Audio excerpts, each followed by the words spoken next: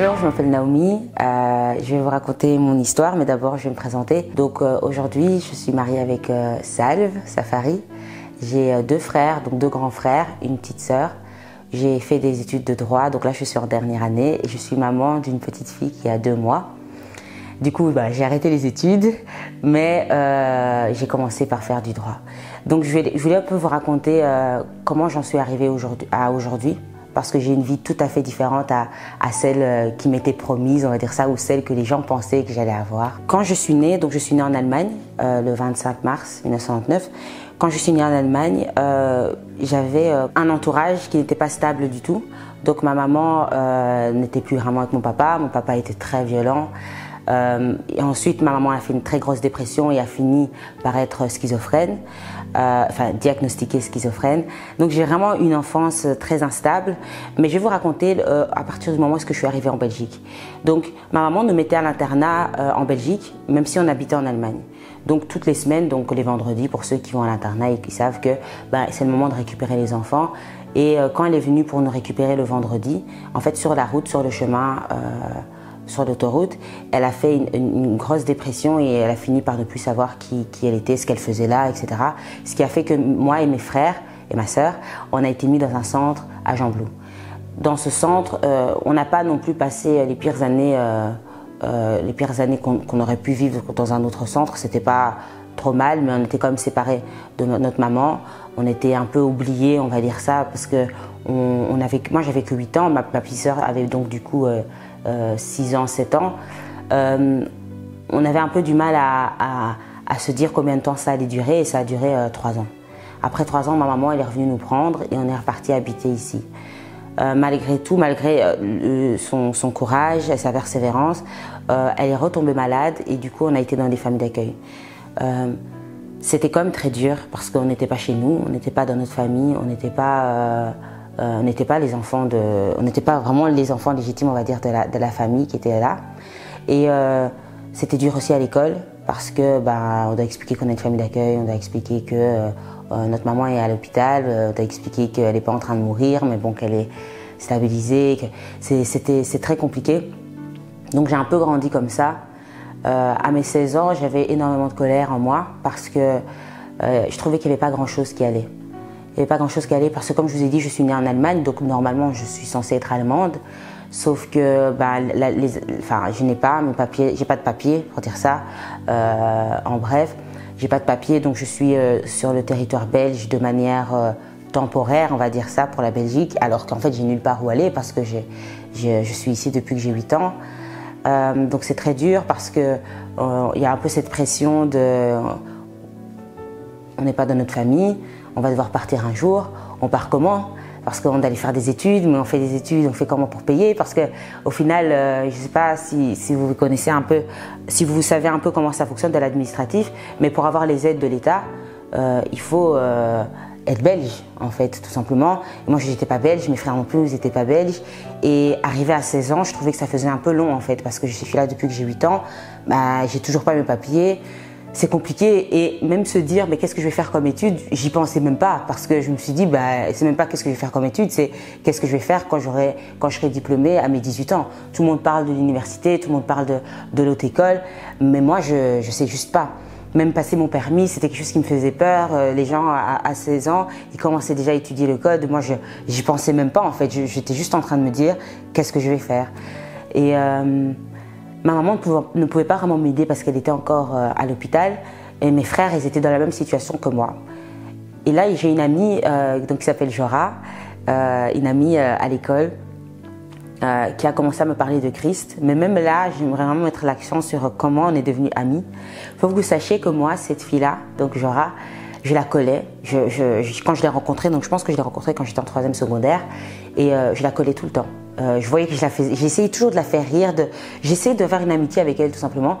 Et elle voyait qu'elle était un peu distante en fait, elle n'avait pas trop envie de me parler parce qu'elle voyait en moi une fille qui était trop sûre d'elle, qui criait tout le temps, qui se faisait remarquer. Ça c'est quelque chose qu'elle m'a dit après, par la suite, parce qu'aujourd'hui c'est devenu vraiment l'une de mes sœurs, ma meilleure amie quoi. Mais malgré tout, elle a accepté de parler avec moi, de passer du temps avec moi. Et elle m'a annoncé l'évangile. Elle m'a dit, voilà, moi et ma famille, on prie Jésus, on croit en lui. Elle m'a expliqué un peu brièvement ce qu'ils font, tout simplement. J'étais un peu en colère quand on m'a parlé de Jésus parce que je me suis dit, moi, ma situation elle est totalement différente que la tienne. Bon, je suis congolaise, elle est congolaise, j'ai 16 ans, elle a plus ou moins le même âge que moi, mais on a une vie totalement différente. Et je me suis dit, c'est facile de prier quand tout va bien en fait. Tu as même le temps d'aller à l'église. Moi, j'ai même pas le temps d'aller à l'église parce que je suis toujours en dépression, je suis toujours triste, je suis toujours en train de pleurer, ou quand je pleure pas, je rigole, mais je sais très bien que je suis triste quand même. Donc, j'ai pas vraiment le temps de croire en quelque chose qui n'est pas vrai en fait. Parce que je pensais vraiment que c'était pas vrai. Et surtout, je pensais que les gens qui priaient, ils le faisaient pour se donner une conscience, on va dire ça. Voilà, j'ai pas envie d'aller en enfer, imagine que ça existe, donc je vais prier quand même un peu pour que je puisse, le jour du jugement, m'en sortir. Mais moi, j'y croyais vraiment pas. Donc, elle me parlait de Jésus et en fait, elle était hyper persévérante, mais hyper persévérante. Et ça arrivait tous les jours.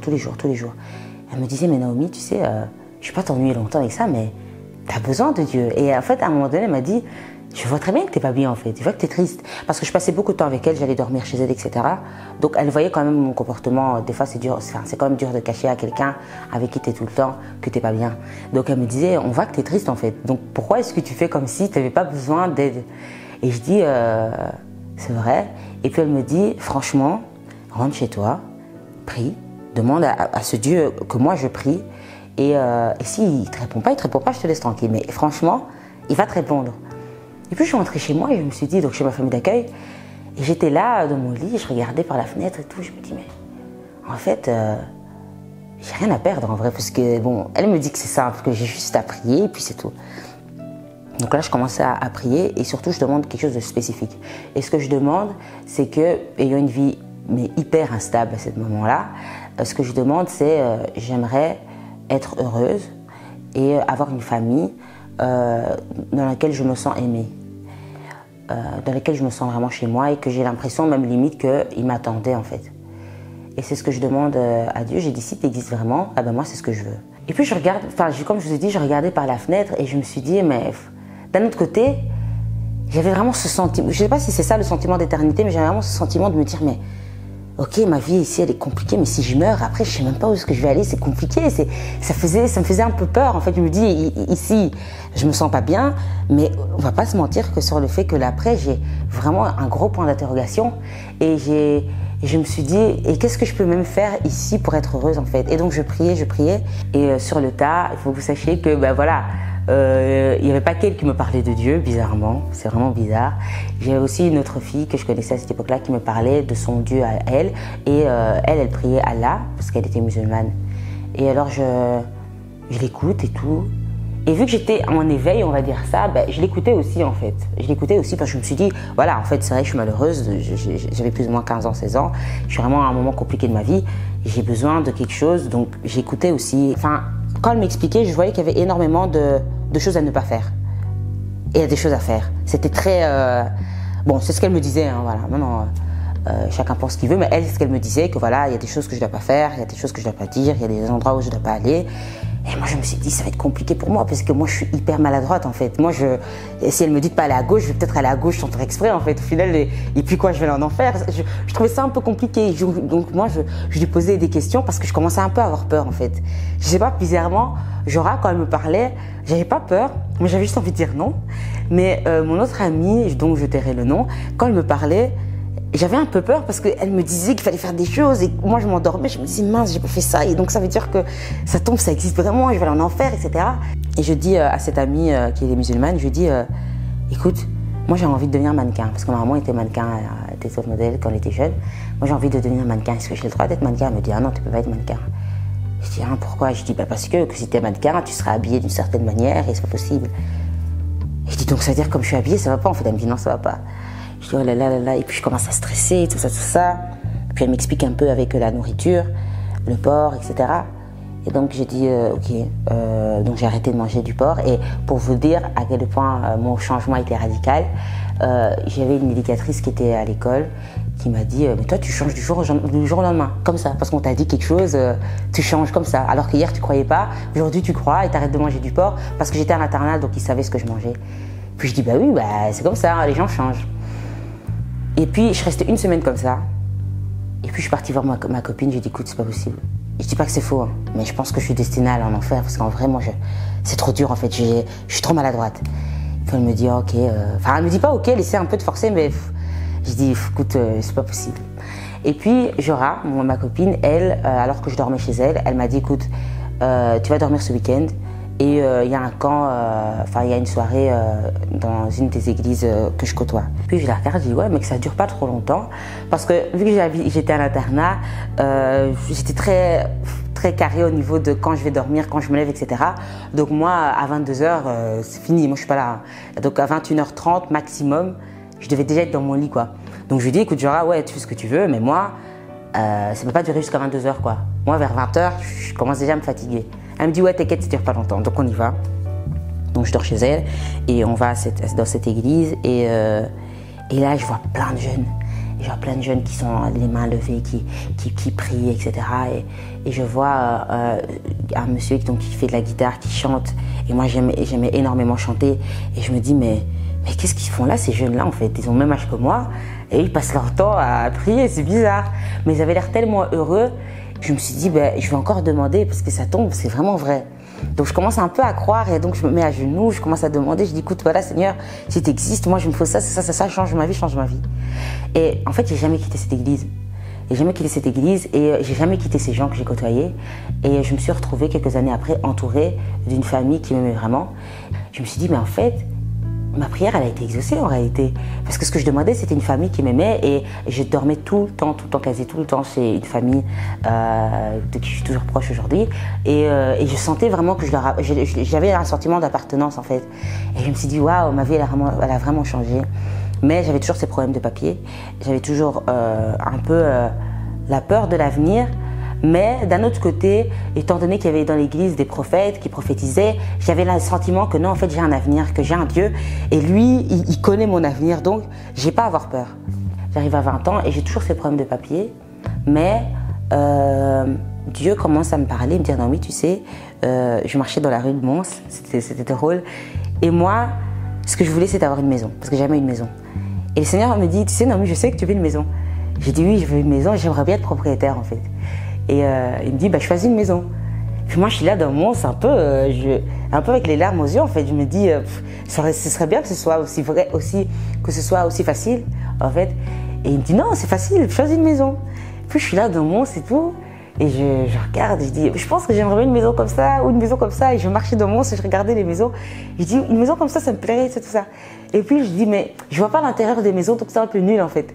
Et donc, je commence à regarder un peu sur ImoWeb et tout. Je regarde les maisons et je dis, regarde cette maison-là, elle est belle et tout et tout. Et puis, il me dit, non, mais tu auras une maison.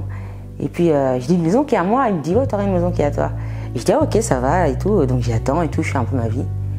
Et je me marie. En fait, le fait que je me marie, il faut que vous sachiez, c'est quelque chose de très, on peut dire que c'est banal. Mais c'est pas vraiment banal parce qu'ici en Belgique, on se marie pas jeunes, déjà, normalement. Mais le fait que je me marie, c'était quelque chose de très, très, très fort pour moi parce que déjà, j'avais pas mes papiers. Donc, c'est compliqué. Je sais pas si vous savez, mais les Africains, ils galèrent vraiment avec leur acte de naissance. Donc, moi, je me suis dit, ça va encore être un parcours combattant de me marier. Et deuxième chose, le mariage, en fait, il n'y a pas une manière d'être plus stable, en fait, qu'être marié. Parce que tu es marié, tu as une personne de référence, tu as un chez toi, parce que la Belgique, en plus, dans la loi, elle oblige, en fait, que vous ayez un endroit où vous habitiez ensemble. Donc, il y a une forme de stabilité qui s'installe dans ta vie, qui est obligatoire, et c'est vraiment ce que j'avais besoin, en fait. Donc, je me marie, et là, déjà, premier miracle, c'est que on me dit, Naomi, tu peux pas te marier, t'as pas d'acte de naissance. Donc moi je me dis, c'est bizarre, comment je vais faire, je dois trouver quand même un acte de naissance. Au final, je trouve quand même assez facilement un acte de naissance parce que, vu que je suis née en Allemagne, même si j'ai pas mes papiers, ils m'ont quand même délivré mon acte de naissance. Par contre, du côté de mon mari, c'était compliqué, mais c'est compliqué pour trouver l'acte de naissance. Et le seul acte de naissance qu'il avait, c'était un qui datait de 2002, je pense. Et moi je me suis dit, ça va, c'est un acte de naissance. Et on arrive à la commune, et la commune nous dit, non, je veux bien un acte de naissance peut-être 2019, peut-être qu'on peut accepter, mais on ne peut pas accepter un acte de naissance qui date de 2002. Et on explique à la commune, on dit, mais madame, on ne peut pas se procurer un nouvel acte de naissance parce que tout simplement c'était la guerre, etc. Les papiers ne se sont pas enregistrés. etc. Et elle me dit, oui, mais je ne peux pas vous marier comme ça. Et puis je la regarde, je me dis, mais cette femme, elle n'a pas envie en fait. Je vois vraiment qu'elle n'avait vraiment pas envie. Et je me dis, Seigneur, cette femme, elle n'a pas envie, mais c'est pas que pour nous, c'est important de nous marier. Et puis, le Seigneur me dit, demande-lui encore. Je dis, madame, écoutez, on doit se marier, ça c'est sûr, donc il faut trouver une solution. Elle me dit, vous savez quoi? Ce qu'on fait d'habitude dans cette situation-là, c'est qu'on appelle un juge, le juge qui gère nos administrations, et on lui demande s'il ne peut pas faire une fleur, on va dire ça. Je dis, oui, appelez la juge. Et donc, elle a dit, mais ça ne se fait pas du jour au lendemain, donc je vous tiendrai au courant. Le temps passe, la date du mariage approche, on voulait se marier en décembre. Et là, ça a approché. Je me suis dit, mais comment est-ce qu'on va faire en fait? Parce que je ne sais pas si vous avez regardé, donc j'ai une chaîne YouTube et dans cette chaîne YouTube, j'explique un peu comment on s'est marié. Mais Salve et moi, donc Salve c'est mon mari, on s'est marié très vite. Et donc, on n'avait pas vraiment le temps. Et donc, à un moment donné, je regarde Salve, je dis, en fait, là, on a donné une date aux gens pour se marier, mais en fait, pratiquement, on ne peut pas se marier. Et puis, je rappelle la commune d'ici, et je dis, écoutez, est-ce que vous avez trouvé une solution? Elle me dit, ah, je suis chez moi, on est en télétravail, vous me rappellerez plus tard, parce que là, voilà. Ah, je dis, non, madame, écoutez, je commence un peu à m'énerver avec mon tempérament, là. Je dis, écoutez, madame, je dois me marier, en fait, donc vous devez trouver une solution. Elle dit, non, écoutez, appelez-moi dans 2 jours, je suis en télétravail, etc. Je dis, non, madame, franchement, il faut que vous le leviez et que vous essayez de trouver une solution. Elle me dit, ah, mais vous n'êtes pas madame Axe? Et je dis, si, je suis madame Axe. Et puis, elle me dit, ah, mais on a reçu une lettre pour vous. Et moi, je me dis, mais vous vous rendez compte? Vous allez me laisser comme ça dans le vide? Il me dit, oui. Elle me dit, oui, on a reçu une lettre pour vous. Le juge a pris une décision pour votre situation. Et elle me dit, bon, voilà, je vous lis la lettre. Et en gros, pendant qu'elle me lit la lettre, le juge est en train de dire, on va laisser ce couple se marier parce qu'on sait que c'était une situation compliquée. Le monsieur est né pendant un temps de guerre, donc c'est normal, etc. Donc, en gros, on peut se marier. Donc, ça, c'est vraiment un gros truc que Dieu a fait pour moi. Et donc, je me suis dit, quand je me suis mariée, je me suis dit, j'ai enfin une stabilité. Et malgré mon mariage, j'ai toujours quand même pas mes papiers. Mais, je ne sais pas comment expliquer, mes amis, toutes les personnes qui sont autour de moi, ils ont été tellement plus importants pour moi que le fait que j'ai des papiers. Je ne sais pas si vous voyez ce que je veux dire. J'ai rencontré des nouvelles personnes, j'ai été dans une église, j'ai une nouvelle famille, j'ai une belle famille, j'ai toutes ces choses-là. Et donc, en fait, l'histoire des papiers, j'avais complètement oublié. Et Dieu me dit, Naomi, tu sais, le papier, c'est rien. Si demain, j'ai besoin que tu voyages, tu voyageras. Si demain, j'ai besoin que tu fasses ça, tu iras. Et je me suis dit, oui, c'est vrai, en fait, ma confiance, elle n'est pas dans le fait que l'État belge vient me donner une carte d'identité. Ils me disent, voilà, tu es belge, tu peux faire tout ce que tu veux. Ma confiance, elle est dans le fait que, non, j'ai un Dieu. Et grâce à cette confiance que j'ai eue, j'ai pu faire mes études, j'ai pu voyager, donc j'ai été en Angleterre, j'ai pu me marier, j'ai pu acheter une maison, donc j'ai pu faire toutes ces choses-là. Et c'est vraiment grâce à Dieu. Donc j'aimerais vraiment vous encourager sur le fait que, oui, aujourd'hui, j'ai toujours pas ça, j'ai toujours pas le papier. Et même pour acheter notre maison, c'était compliqué parce qu'il voulait pas faire confiance à quelqu'un qui n'est pas belge. Mais Dieu a fait grâce, en fait. Dieu a fait grâce de ce que les gens se sont dit, elle est là depuis qu'elle est petite, etc. Ils se sont dit, non, on peut pas non plus bloquer une personne toute sa vie, en fait. Et même si c'est toujours un combat, que c'est peut-être fatigant, qu'aujourd'hui j'ai 22 ans, que je suis ici depuis que j'ai 8 ans, qu'il y a plein de choses que j'aurais voulu avoir que je n'ai pas, en fait, ce que j'ai, c'est ce que j'ai demandé le premier jour où je me suis approchée de Dieu. J'ai demandé une famille et j'ai demandé à être heureuse, en fait. Et aujourd'hui, j'ai une famille et je suis heureuse. Donc, il y a vraiment le amen, en fait, dans toute cette histoire. J'ai que 22 ans et j'ai encore plein de choses à vivre. Mais aujourd'hui, je peux vraiment dire que non, j'ai une stabilité et j'ai tout ce qu'il me faut. Et malgré tout, il n'y a rien qui peut m'empêcher de vivre ce que Dieu me demande de vivre. Et donc, je voulais vraiment vous encourager à regarder à ce que Dieu vous dit, en fait. Si Dieu te dit, tu vas habiter dans tel endroit, que tu aies l'argent pour payer le loyer ou pas l'argent pour payer le loyer, tu vas habiter dans tel endroit, en fait. Si Dieu te dit que tu vas faire telle étude, eh bien que tu aies soi-disant l'intelligence, ou alors que tu aies que tu aies, comment expliquer, toutes ces personnes qui te disent de toi, oui, toi tu vas être médecin, toi tu vas être ça, et que les gens ne disent pas ça de toi. ben, tu vas en fait faire ces études-là parce que Dieu est Dieu et Dieu ne change pas. Si Dieu dit que tu vas chanter et qu'aujourd'hui tu chantes encore faux, en fait, tu vas chanter parce que l'existence, elle est dans ce que Dieu dit de toi en fait. L'existence n'est pas dans ce que tu vois, l'existence, elle est de ce que Dieu dit de toi. Donc, je vais vraiment t'encourager à croire ce que Dieu dit en premier lieu, que tu vois pas, tu crois. Et en deuxième position, je voudrais vraiment t'encourager, mais vraiment t'encourager à continuer à rêver en fait, continuer à rêver, à croire, à rêver pour le futur en fait, se dire non. Il n'y a pas que ça. Je suis pas née pour vivre une vie médiocre en fait. C'est pas parce que je suis pas administrativement établie ici que je vais avoir une vie de sans-abri. En fait, non. Aujourd'hui, moi je vous dis, je suis vraiment bien, mais ici en Belgique, j'ai une belle maison, j'ai ma petite fille qui est là, j'ai tout ce qu'il me faut. J'ai pas la vie de quelqu'un qui n'a pas ses papiers. En fait, vous voyez ce que je veux dire? J'ai la vie de quelqu'un qui a tout ce qu'il lui faut parce que Dieu a dit que c'est ce que j'aurai. Et donc c'est ce que vous allez avoir aussi. Et donc je vais juste prier pour vous, pour qu'une foi qui s'active dans vos vies. Seigneur, je prie que tu pourvois la foi dans chacune des personnes qui écoutent ce témoignage. Seigneur, tu vois en fait la situation. Tu vois, Seigneur, qu'il y a des personnes qui sont dans un désespoir, mais depuis des années en fait, qui sont dans une situation où tout est bloqué. Peut-être que leur mariage est bloqué parce qu'ils n'ont pas les papiers qu'il leur faut, etc. Mais Seigneur Dieu, tu as dit quand tu étais sur terre que ton règne vienne. Alors je prie, Seigneur, que pour la vie de ces personnes aussi, que ton règne vienne. Pour ces couples qui veulent se marier et qui n'ont pas les documents nécessaires, Seigneur Dieu, je prie que ton règne vienne, parce que dans le royaume des cieux, il y a tout ce dont on a besoin. Je déclare aussi que tout ce qui est financier suive, Seigneur Dieu. Je prie pour toutes les personnes qui galèrent chaque mois, en fait, Seigneur Dieu, qui ne voient plus leur vie comme étant une galère, mais qui se disent non, j'ai un Père qui pourvoit pour moi. Seigneur, je prie que chacune des personnes qui regardent ce témoignage puisse enfin être riche dans la foi. Riche dans la foi, c'est-à-dire que j'ai tout ce qu'il me faut parce que j'ai Christ. Et je prie, Saint-Esprit, aussi, finalement, pour que, Seigneur, tu puisses leur donner l'espoir pour l'avenir. Qu'ils ne puissent pas se dire qu'ils sont nés pour galérer, Seigneur Dieu, mais qu'ils puissent se dire non, en fait, je suis née pour briller, je suis née pour être heureuse, pour impacter la vie des personnes qui m'entourent. Je suis née pour annoncer Christ et je suis née pour que le règne de Jésus-Christ habite dans ma vie. Je te dis merci, Seigneur Dieu, pour ce temps de témoignage. Je te dis merci pour les personnes qui m'ont écouté et c'est au nom de Jésus que j'ai prié. Amen.